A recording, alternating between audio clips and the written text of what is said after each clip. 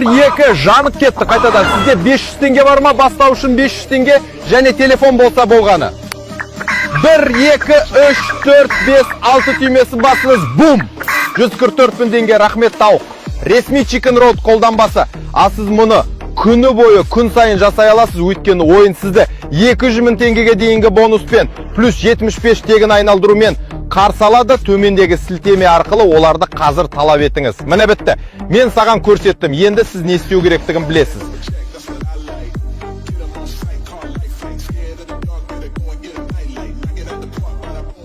15, 25, 50 years of our life. Wow. And how we give love to ourselves and how we give love to others.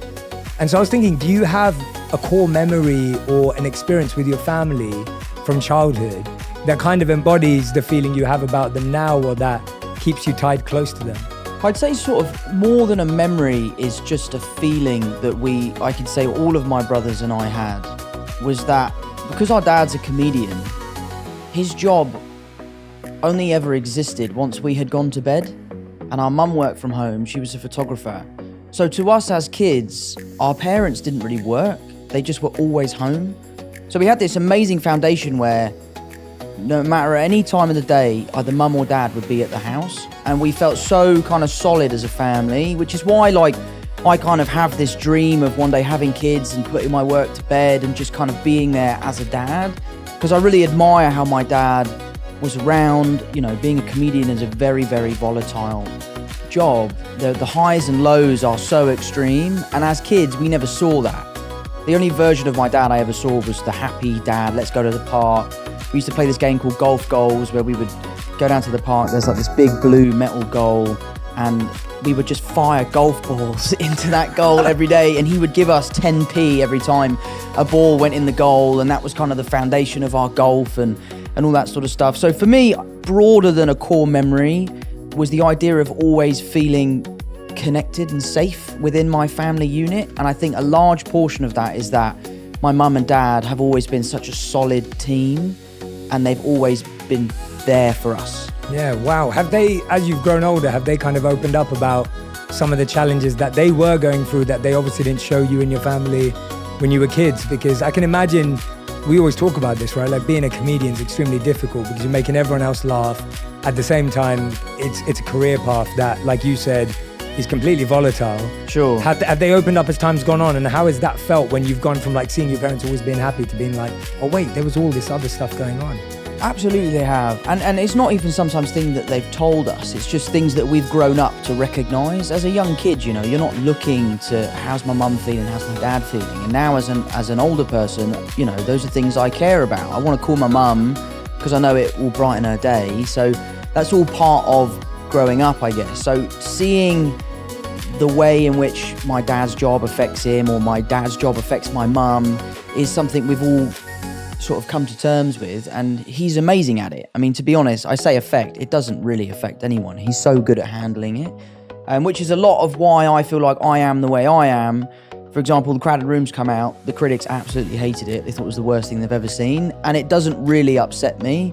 And I think a large part of my feeling towards that has come from my dad being able to do a gig, the gig not going well, him brushing it off his shoulder and just right onto the next one. Yeah, wow. And first of all, I want to point that out as well. So I've been watching The Crowded Room. Right. And me and my wife have been watching it together, and we're actually really enjoying it. Good, thank you. So like, we're actually loving it because I love a show that has mystery. Sure. That's trying to like get me to figure it out and get me to think about it. I'm kind of confused, and I love stuff like that. Like I'm a massive Christopher Nolan fan. Yeah, absolutely. So all my favorite movies are Nolan movies, and the reason why I love them is because I have no idea what's going on. Sure. And that's and you got to figure it out. And you got to figure it out. And I love puzzles, and I love escape rooms, and I love anything an escape room. Yeah, I love anything that's got me thinking, what is going on here, and why can't I figure it out? Mate, do you know what you should watch? I admittedly watch it to go to sleep if I'm ever feeling stressed or like overstimulated. I watch this guy called Chris Ramsey. He's like a YouTube guy. He's a magician, but I just watch him solve puzzles. He like buys these Japanese like handcrafted puzzle boxes, and he just solves them. And I've started buying them, and they come to the house, and you sit down for 4 hours, put it down, pick it up, and try and solve this puzzle. And it's amazing. Are you any good at them? No, I'm terrible at them, mate. I'm absolutely terrible. I've had an unsolved Rubik's Cube since I was like 11. But yeah, so I watch his videos because there's just something about like the sound of the wood. I'm a carpenter, so I love like craftsmanship and that sort of stuff. So I love the way that these pieces are put together. So watching him solve the puzzles, I find so relaxing. Yeah, I think for so many of us, you know, getting bad reviews, perceptions, people talking about us, whatever that may be, whatever scale we live at, can actually affect us. Sure. And you saying that actually seeing your dad, seeing him shrug it off and seeing him move on actually really helped him. Do you think that you've been able to create a bit more of a skill around that now, or is it something that happens naturally for you? Because I'm guessing that there's a lot of people who are listening and watching going, Tom, that's pretty amazing that you can do that at your scale and your level. But, you know, I'm still affected by that. Or I really struggle when my mate says something. Like, I know the number one thing I hear is like, most people don't chase their dreams because they're scared of what their mates will say, let alone what the world will say. Yeah, like I had this I was flying back last night, as I was telling you. So I was on a plane from DC to London last night.